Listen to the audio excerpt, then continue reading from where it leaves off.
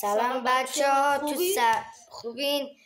بچه ها تو سرور تمام تیم ها رو هم ببینید و دنبال کنید لطفا و لایک کنید و عرفان لاری هم لایک کنید و دنبال کنید. سلام بچه ها خوبین؟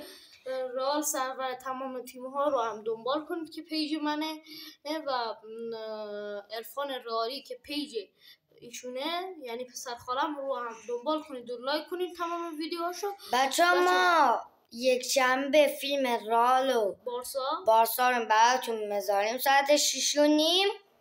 بچه ها بله حالا 6 نگاه کنی. حالا بچه ها اگه من نگذاشتم بریم پیج رئال سرور تیم ها، اگه این نگذاشت من میذارم. بچه ها یکیمون میذاره، شاید هر دو تا بذارم. حالا من یادم نه. بچه تو رئال سرور تیم ها نگاه کنید. بچه مرسی که لایک میکنید و دنبال میکنید، ولی هیچ کس دنبال لایک نکرده. واقعا زشته. مثلا میای میبینیم مثلا 30 نفر ویدیوهاتو نگاه کردن، 20 نفر ویدیوهاتو نگاه کردن، یکی لایک نکرده. بابا یکی لایک کنه، حداقل 2 تا یکی لایک کنه بچه. ما خوشحال بشیم که برای شما باز خیلی فیلم بفرستیم، باز برای شما مثلا یادمون رفت به زور یادمون بیاد که برای شما بذاریم. بچه شما ولی لایک نمیکنید و دنبال نمیکنید. اگر لایک نمیکنید دنبال کنید، دنبال نمیکنید لایک کنید. اگر طول باشه فیلم رو رد کنید بچه ها. ما فیلم هم خیلی عالیه. اونا مثلا 2 نفر از اول تا آخر بازی نشون بده، باز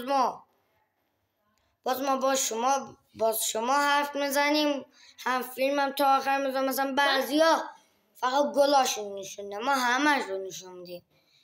مثلا شاید مثلا بازی دیگه بارسا و لیورپول و یوونتوس اینا هم براتون بذاریم. هر کی یوونتوسی دنبال کنه با بارسلونا، هر کی هم رئالیه لایک کنید. بچه واقعا یه لحظه میشه داشتشون.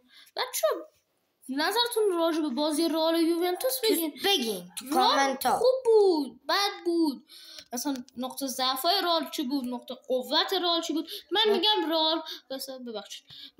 رئال نمیتونه جلوی دفاع اتوبوسی رو خوب بتونه دفاع اتوبوسی رو بشکنه. رئال اصلا جلوی یوونتوس به زور همون یه گل هم زد.